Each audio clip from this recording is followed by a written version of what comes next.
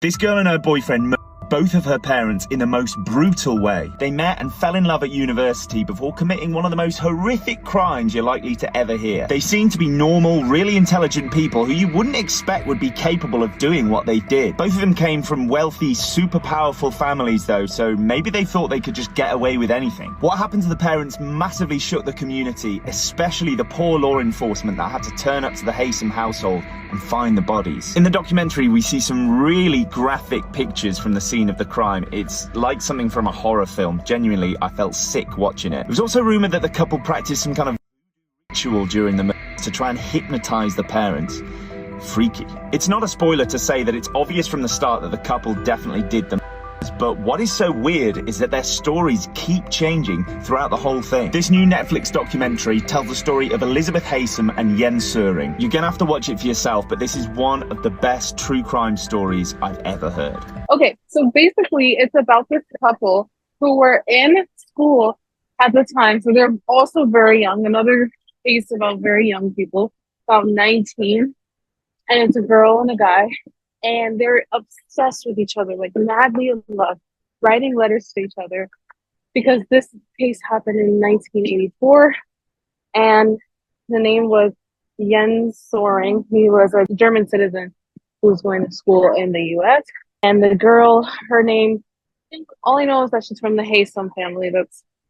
I can't remember her first name right now. This was a brutal end. The girl's parents, the Haysom parents, Mr. and Mrs. Haysom, were brutally end. The throat of the father was so deep that his voice box was injured, that his voice box was like unusable. This is part of the reason why they found out that the boyfriend had lied for the girlfriend, remember, who he was obsessed with, saying that he had the parents, but that was a lie. The daughter paid her own parents, right? And she was such a good manipulator that she manipulated the boyfriend into confessing for her because he was so madly in love with her. He fed into that. And I mean, it's also on Netflix and it made me just like so shocked. So she's very good at being manipulative and she managed to get him to go to prison for 33 years. SV also dealt with people like that a lot.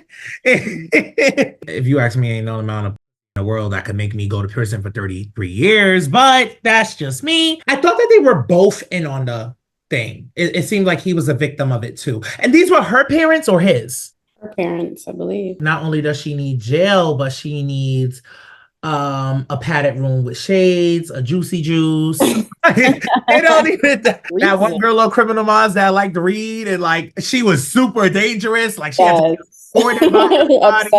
But guys, she manipulated everybody because she took the guy and they both drove like to different places, drove like 600 miles to different places while they were on the run. And then they ran out of money. Like he was really in on this so that it made it look like he was the assailant. Like he just looked more guilty because he was an outcast. Oh my God, because she just used everything like against him. She made it like that. And she was also very beautiful. So people would, I don't know why that's even relevant, but she's very beautiful. And people would use that to kind of say like, oh my God, she's innocent. And she's just this innocent little white girl. And her parents were, I mean, it was like all over the floor. I think we need to separate this. Are we giving the boyfriend guilty? The boyfriend specifically, like aside from her, are we giving the boyfriend guilty, not guilty, or mistrial? I would say guilty because I don't know. Off the fact that he didn't physically do it, not guilty. However, once you witness a crime and you don't report it, you're automatically an accomplice. Aiding and abetting, I think it's called. Yeah. Yeah, I believe so. Even though that was a little bit by force, but I'll give that parole. I think probably like a little year or two. I feel like with a good lawyer and separating the case, I wonder if it was separated. How you say with a good little Alexandra Cabot. Right. It could have been argued that, you know, he did not physically do the crime. He was manipulated by a psychopath. I'm guessing he did not have a great lawyer, but, you know, 30 years is kind of insane given the fact that he did not do it. Even though he didn't do anything. Yeah. Like she would write him letters talking about how much she hated her parents. She just wished that one day they would lay down and not wake up. Just weird stuff. And he would like respond like, oh yeah, babes, like I'll do anything you want. So it did not look good for him. And also the only thing that he could be, that I would put him in jail for was obviously lying to the law enforcement because he did a false confession like 3 times because he was so madly in love with this girl and he was 19 and he was being stupid. And yeah, he thought that this was the love of his life and all that bullshit. So that's the only thing I would put him in jail for. There was no evidence linking him to the crime other than that he had type O and that was found on the MC.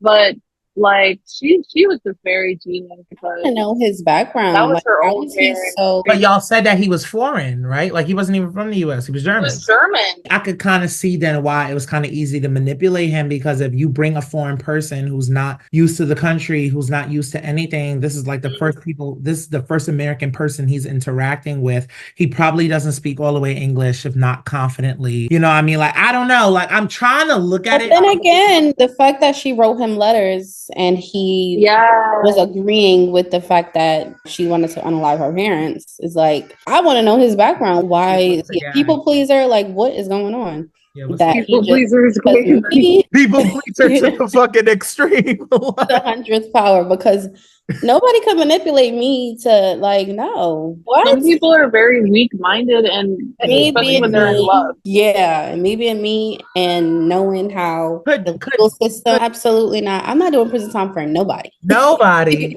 Nobody. I'm sorry.